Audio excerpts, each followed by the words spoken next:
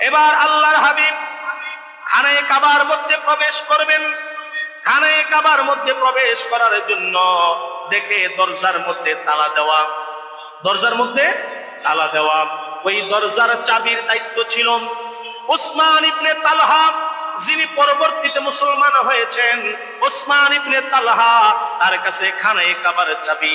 আল্লাহর হাবিব ডাক দিয়ে বলে, ও উসমান ইবনে তালহা, তোমার কাছে খানায়ে কাবার চাবি, চাবিটা দাও, আমরা কাবা শরীফের ভিতরে ঢুকবো, আমরা আল্লাহর ঘরের ভিতরে ঢুকবো। উসমান ইবনে তালহা বলে, আমার কাছে চাবি দেওয়া হয়েছে আমানত হিসেবে। যে ব্যক্তি আমাকে চাবি আমানত দিয়েছে, সে যতক্ষণ না পর্যন্ত আমাকে অনুমতি না দেয়, আমি আমানতের খেয়ানত করতে পারবো না। সুবহানাল্লাহ। এই কথা বলার পরে ওমরের তলোয়ার নিচে না উপরে? আমরা মক্কা জয়লাভ করলাম, পুরো মক্কাই আমাদের, আর তুই চাবি দিবি না? সাহসটা কত বড়! ওমর তলোয়ার বের করে ফেললো। মায়ার নবী কামলিওয়ালা নবী ডাক দিয়ে বলে, ওমর রাখো, গরম হওয়া যাবে না, নরম হয়ে যাও। খানায়ে কাবা আমাদের দখলে চলে এসেছে, আর উসমান ইবনে তালহা চাবি দিবে না, কারণ মক্কার নেতা, মক্কার লিডার উসমান ইবনে তালহাকে আমানত হিসেবে চাবি দিয়েছে। সে আমানতদার, তার আমানত আমরা রক্ষা করব, তার সঙ্গে আমরা বেয়াদবি করব না, অন্যায় করব না। যখন মক্কার লিডার থেকে অনুমতি নিয়া উসমান ইবনে তালহা রাসূলের হাতে চাবি বুঝাইয়া দিল, আল্লাহর হাবিব খানায়ে কাবার ভিতরে ঢুকলেন, 2 রাকাত নামাজ পড়লেন। নামাজ পড়ে বের হয়ে উসমান ইবনে তালহাকে ডাক দিয়া বলে, তুমি যেই আমানতদারি দেখিয়েছ, এই আমানতদারির জন্য আমি মুক্ত হয়ে, আমি ভালোবেসে এই চাবি আবার তোমার কাছে দিয়ে দিলাম। সুবহানাল্লাহ।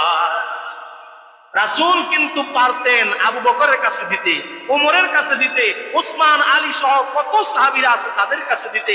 রাসূল বলে না, সে বিধর্মী হোক, কিন্তু সে যে আমানতদারি দেখিয়েছে, সে আমানতদারি রক্ষা করেছে, এই আমানতদারির জন্য তার পুরস্কার স্বরূপ এই নাও উসমান ইবনে তালহা, খানায়ে কাবার চাবি আমি তোমার কাছেই দিলাম, এটা তোমার কাছেই থাকবে, তোমার যে ডিউটি, এই ডিউটি অনুসারেই তুমি পালন করবে। উসমান ইবনে তালহা দেখলাম, আজকে আমি যত বড় অপরাধ করেছি, বেয়াদবি করেছি, মায়ার নবী কামলিওয়ালা নবী ইচ্ছা করলে পারতেন আমার দেহ থেকে গর্দানটা সরাইয়া দিতে, ঠিক কিনা?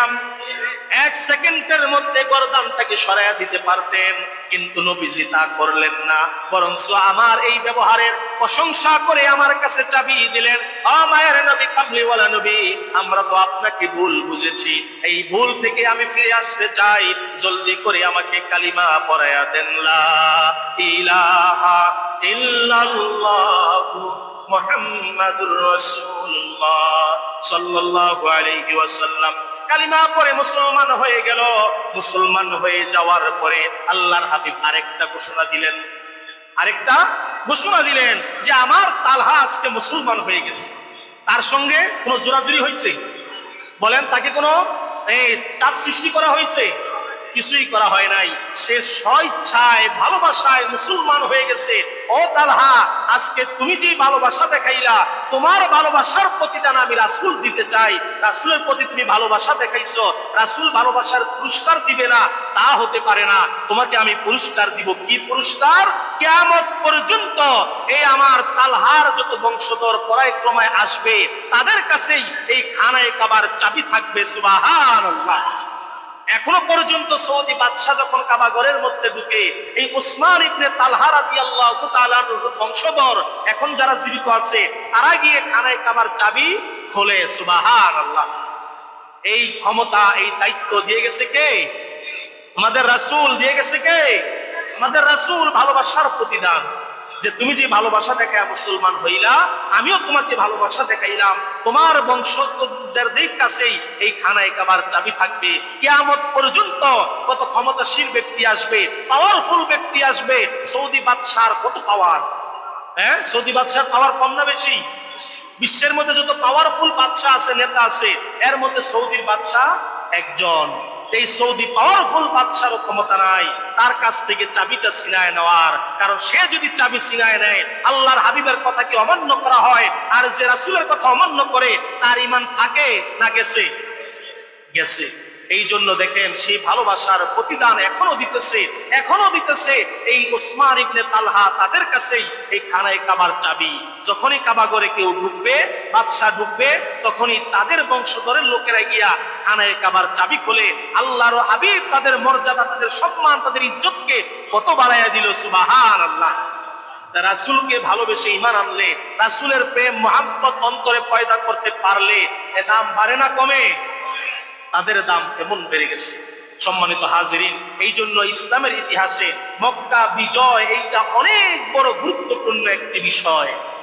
আর অপরদিকে আরেকটি সূরা, যে সূরা হচ্ছে ইযা জাআ নাসরুল্লাহি ওয়াল ফাত ওয়া রাআইতান নাসা ইয়াদখুলুনা ফী দীনিল্লাহি আফওয়াজা ফাসাব্বিহ বিহামদি রাব্বিকা ওয়াস্তাগফির ইন্নাহু কানা তাওয়াবা। এই সূরা আল্লাহ এই বিজয় সম্পর্কে নাজিল করেছেন। এই সূরার অর্থ হলো সফলতার বিজয়। এই সূরা দিয়ে আল্লাহ বিজয় বুঝিয়েছেন। কিভাবে?